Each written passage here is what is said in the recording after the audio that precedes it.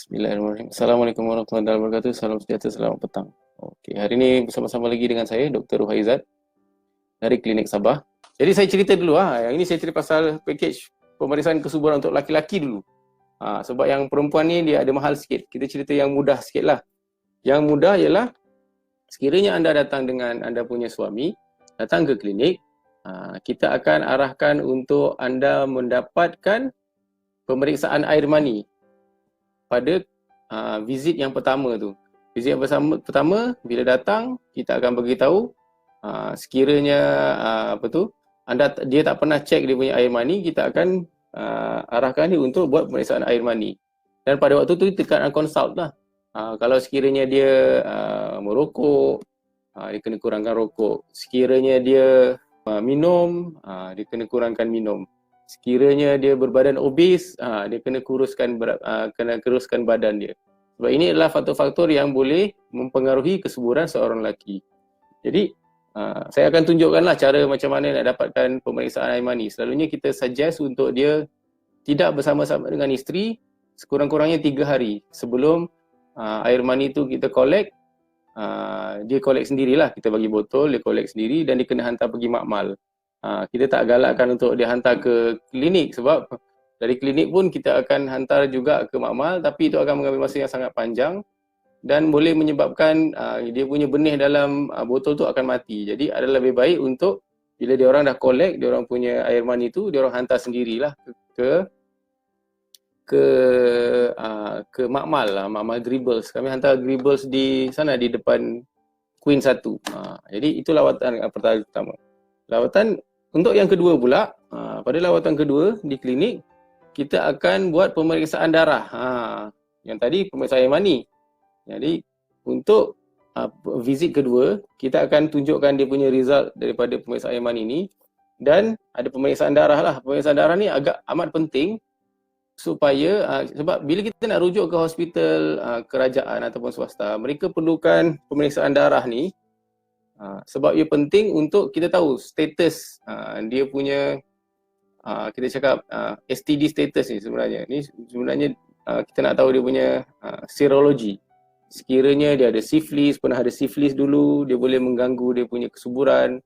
Dan kita tahu dia nak tahu untuk hepatitis B dan HIV1, HIV2 ni lebih kepada untuk management yang kehadapan. Sekiranya anda perlukan rawatan contoh IVF ke, jadi ini semua adalah penting untuk tahu sama ada status anda sihat ke tidak. Okey, pemeriksaan darah. Jadi untuk bila dah dapat, lelaki ni senang. Bila dapat dua visit ni, lawatan kedua, lawatan ketiga selalunya kita akan buatkan surat rujukan. Kita boleh bantu untuk tuliskan surat untuk dapatkan appointment dan berjumpa.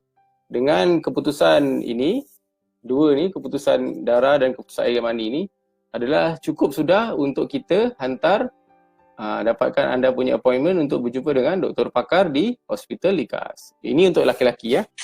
Okey, untuk yang wanita dia ada mahal sikit. Ada mahal sikit sebab yang ini saya nak tunjuk. Lawatan pertama di klinik, kita akan buat consultation dan kita akan rujuk dia dengan hospital, kalau di sini di SMC, di KPJ SMC untuk buat pemeriksaan darah dan hysterosalpingogram.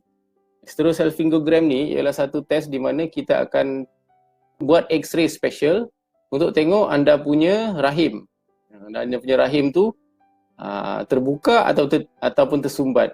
Salur fallopian dalam yang menyambungkan daripada telur anda ke anda punya rahim tu tersumbat atau tidak.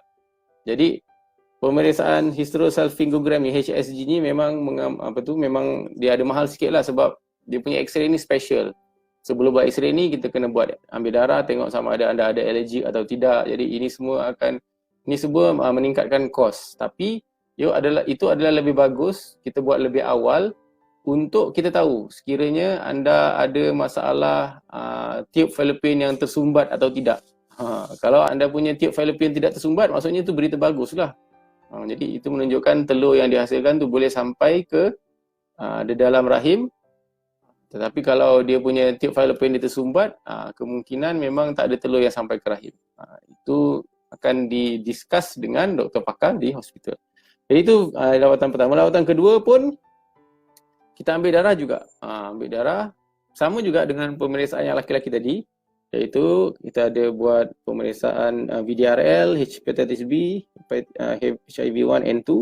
Dan yang untuk wanita, oleh kerana dia ada hormon, dia punya cycle lah, dia punya hormon cycle wanita ni, kita nak tahu sama ada dia bagus atau tidak, kita nak tengok hormon level. Hormon level sewaktu cycle tu, dia punya period cycle tu berlangsung. Jadi kita akan tengok dia punya level progesteron pada hari ke-21, FSH dengan LH. Ini semua adalah darah yang special untuk wanita sahaja. Kita nak tengok dia punya cycle, kita cakap cycle pada dia punya period tu betul atau bagus atau tidak. Sometimes kalau anda punya cycle tu kadang-kadang okey, tapi rupa-rupanya hormon tak cukup tinggi ataupun tak cukup tak cukup optimum untuk penghasilan telur, untuk dia punya penahanan pada dinding rahim di dalam tu, itu akan menyebabkan kita cakap kesukaran untuk mengandung. Ataupun bila dah mengandung, contohnya persenyawaan berlaku tapi dah implan, maksudnya dah lekat pada dinding tapi dia tak boleh nak stay lama. Itu pun menyebabkan gangguan pada kesuburan kalau hormon ini tidak stabil. Jadi bila dah lawatan kedua di klinik kita dah buatkan untuk wanita, dan kita rujuk juga, kali ketiga datang kita akan tuliskan satu surat untuk rujuk dengan doktor pakar di hospital Likas. Jadi inilah yang satu, yang ini lelaki, yang perempuan. Memang kalau anda datang, selalunya, sebab kalau kita cerita banyak panjang pun nanti pening. Saya lebih suka bercerita bergantung kepada situasi pesakit tu. Kalau pesakit tu ada masalah begini-begini, kita cuba selesaikan masalah dia dulu, dan kita akan suggestkan apakah rawatan, pemeriksaan yang diperlukan untuk pemeriksaan selanjutnya berjumpa dengan doktor pakar di hospital. Okey? Jadi kalau anda rasa apa yang saya kongsikan ini berguna, berfungsi dan memberi manfaat, tolong kongsikan dengan kawan-kawan.